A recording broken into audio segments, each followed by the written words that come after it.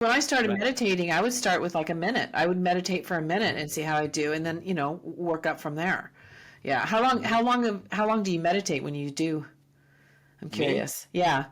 I do 30 minutes in the morning. Okay. Yeah. Yeah. Now, see, more than 30 minutes is even the research and the statistic, the analytics. They say that over 30 minutes can actually be harmful Oh. because it becomes too evocative. Yeah, meditation can do damage. Well, anything out of Um, balance, right? Anything out of Anything out of balance. balance. Mm-hmm. Yeah. Too much, especially when Interesting. you have trauma in there because the thoughts can be very evocative and Yeah. they can be very triggering, Yeah. and especially when we're talking about things like body scans and breathing, Yeah. even the breath. To ask somebody to take a deep breath can be evocative. Yeah. Um, and the problem with most meditate not most meditate any meditation that is old school, let's put it that way, is you sit, you stay motionless, you close your eyes, you know and when you're dealing with folks, and the numbers are staggering about how many of us have experienced trauma. Oh, I um, know. It's rare I run into someone who hasn't. Really rare.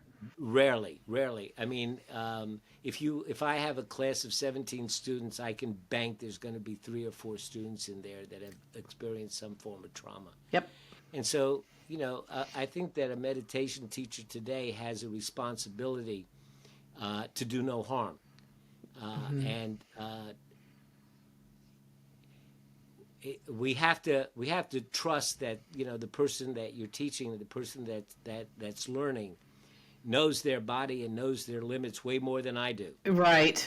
Uh, and so there has to be a permission. If you feel like something's getting overwhelming, and you want to open your eyes, that's fine.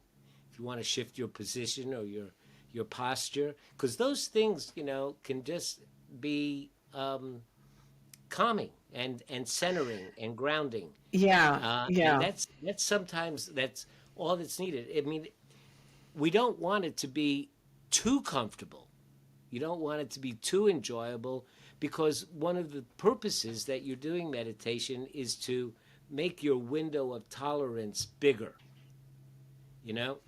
Because if something is distressing to me, I can either reduce the distressing stimulus if possible, or I can increase my tolerance to discomfort, right? Increasing the If tolerance to discomfort's much better. Much better, because you really can't suppress, No.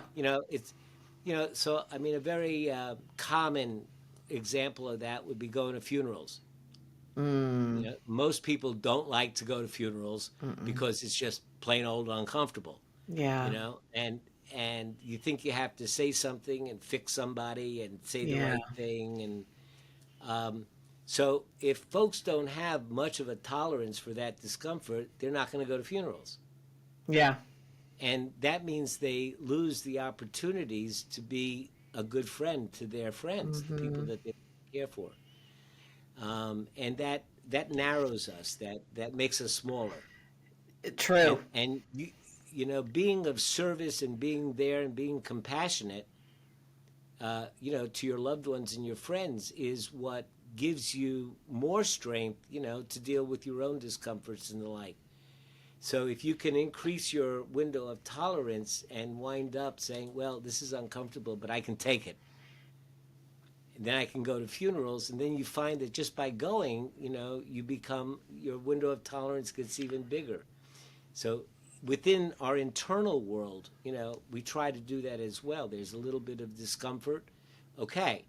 Overwhelm, not okay. Yeah. Yeah. That's a beautiful way to share about meditation, and one of the greatest benefits that is building our tolerance. It's so true. Hmm. That's so important. Hmm. Yeah.